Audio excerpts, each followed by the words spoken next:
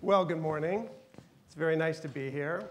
I am speaking to some of the smartest high school students in the country, maybe in the world.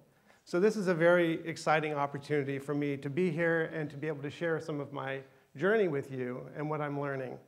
Because I feel like the journey that I'm on is so critical to your generation, because it really concerns the divide in this country and how it is we're going to heal it.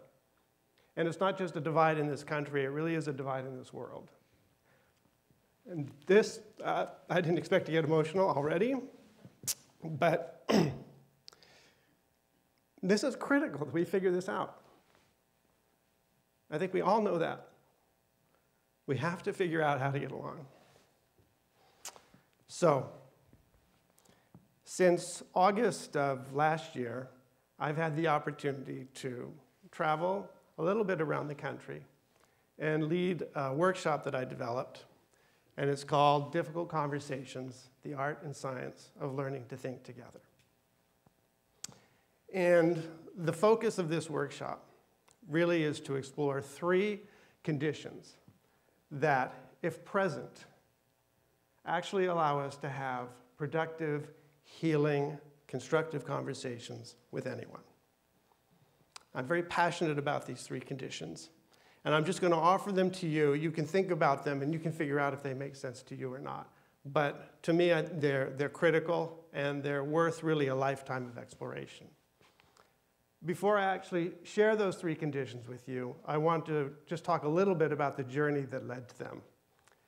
And it really started with a conversation road tour that I took with my son, Will, a former Mountain View High School student. And we took this tour at the beginning of 2017, just after the 2016 election. We called it Pop the Bubble, and our goal was to travel across the country to talk to as many people as we possibly could who are outside of our bubble, and to ask them what were they thinking and how were they feeling about the state of our country, and what were their ideas for how we might heal our divide. And again, one thing we heard actually was the importance of conversation, that it was critical that we learn how to talk to each other. And one thing that actually sort of surprised us was that most people do want to have a conversation with the other side, whatever that other side, whoever that other side is for people. And even if they didn't necessarily really want to, they were willing to. So why weren't those conversations happening? Why were our divisions getting deeper rather than narrower? And so as we continued our journey, what we realized that it really came down to fear. That what keeps us from talking to each other is fear. And in our experience, what it seemed to be the conservatives that we spoke with, they feared being vilified for their views. Liberals, on the other hand, actually feared that they would lose their cool, that in the face of thoughts, perspectives, ideas that they found seriously objectionable, that they were just going to get angry and upset, and so why bother to engage? Now, that particular perspective I encountered again when Will and I came home. And I was talking to my friends, and I would tell them about some of the conversations that I had had, particularly with those on the other side. And almost universally, the response that I got was this: how were you able to talk to those people? And their assumption was that I was subjecting myself to some extremely unpleasant experience, which actually surprised me because it wasn't difficult. It was not hard at all to talk to people on the other side. I didn't feel like vilifying them, and I wasn't getting upset. Will was having exactly the same experience. It wasn't hard for him either. And so I started to think about, well, what were the conditions that were present in this road trip that enabled that to happen? And so here are the 3 that I want to share with you. The first condition is simply to acknowledge that we are all in this together. The people we don't like, the people we disagree with, the people that we might think of as our enemy, they're not going away. They're not. They're here. They're part of the picture. And we have to learn how to engage. And we know we have to learn how to engage because what we're doing right now isn't working. I'm not a fan of the #resist meme. We don't need to resist each other. We need to engage with each other. We don't need to vilify each other. We don't need to shame each other. We don't need to try to marginalize each other. All that does is deepen our divide and deepen our dysfunction. That's all it does. So we need to take on a challenge. And that challenge is to figure out how to creatively and constructively engage with people that we regard as our adversaries. Now let's assume right now that we are willing to take that on. That yes, we are going to figure that out. How can we do it? Well, that brings us to condition number 2. We need to start practicing to put the relationship ahead of being right. We need to put people before our positions. We need to put connection before our convictions. Now that may sound to you as exactly opposite of what we need to do. It may sound illogical, it may sound foolish, it may sound naive. And in my experience, it is none of those things. It's very logical, it's very practical, and it's also extremely strategic.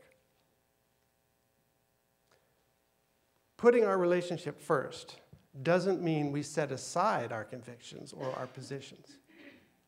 What it means, and all it means, is that before we even try to convey our convictions and position, we establish a strong relationship so that we can be heard, so that our position and convictions can actually be considered.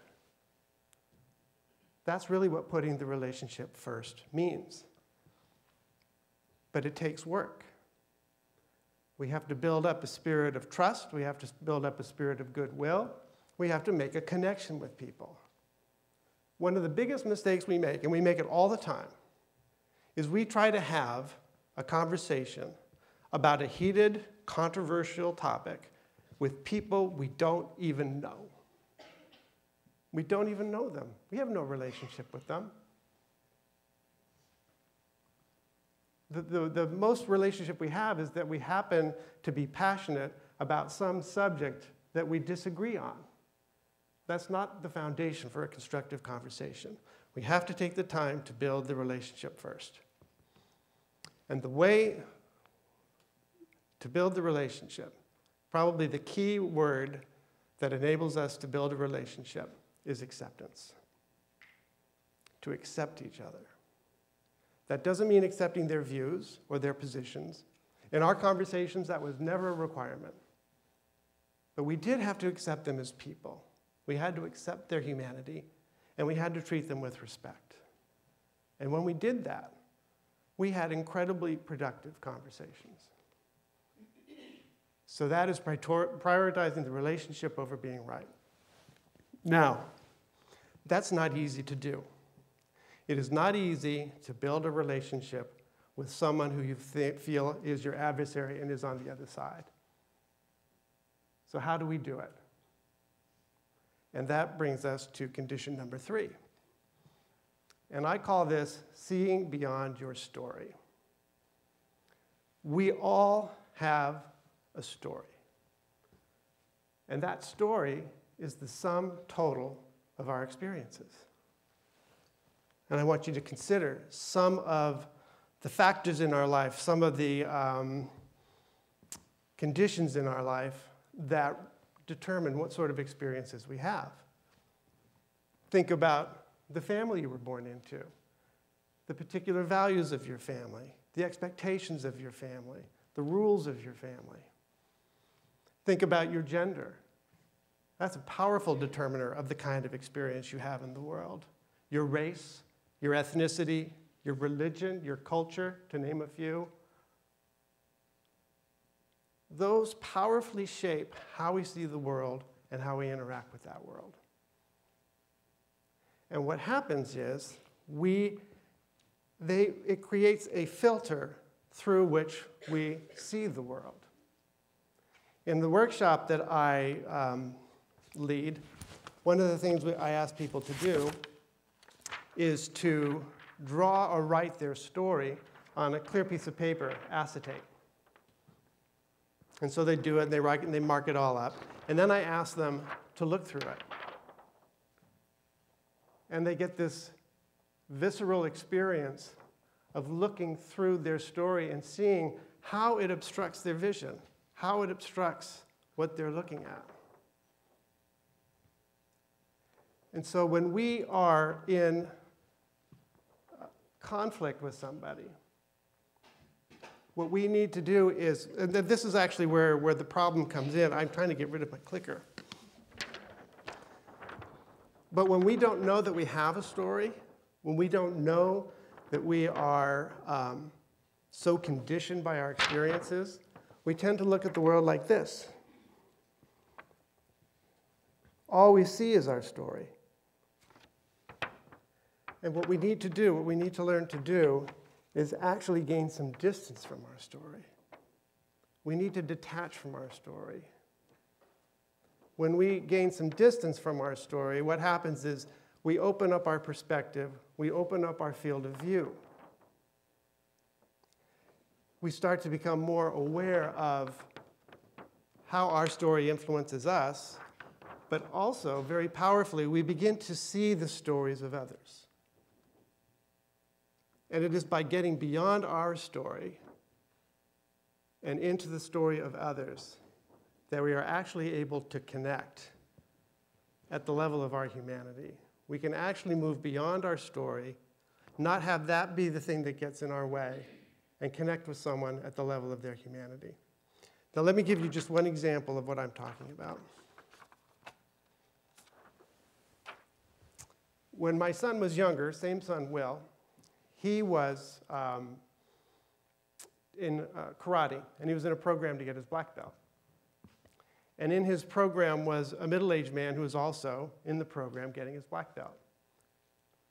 And I would go and I'd watch them practice, and I would notice that this man approached the program with incredible fervor. He just had so much energy into it, and he was just so committed and just so 100% absorbed. And just, I mean, he just was giving it everything, and he was taking it so seriously. And I was looking at him, and I was looking at him through my story, and I was judging him because it seemed too much. It was overdone. He was too enthusiastic, too serious. There was something off about that level of commitment for a program like this. That's what my story said. And one way we know we're in our story is when we start judging others. That's a sign that we're in our story. Well, later on, what I found out was that he actually began that program with his daughter. And they were going to go through the program together, and they were going to have a beautiful experience, earn their black belt together. It would be something they would always remember and always cherish. Well, partway through the program, his daughter was killed in a car accident. I couldn't see that through my story. And then all of a sudden, I totally got it. I totally understood why he had such energy and passion around what he was doing. He wasn't just getting his black belt. It was much, much more meaningful than that to him. And so that's an example of the power of when we get out of our story and into someone else's story,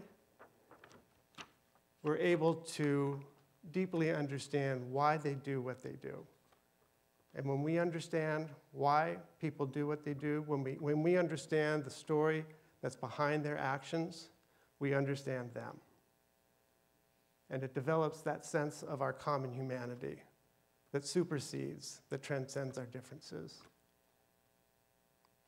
So, in summary, the three conditions are to acknowledge that we're all in this together, and we need to figure out how to work together. We have to prioritize the relationship over being right. We have to take the time to really build those relationships. And the key to building those relationships is to see beyond your story and really to get to know the story of the other. Thank you.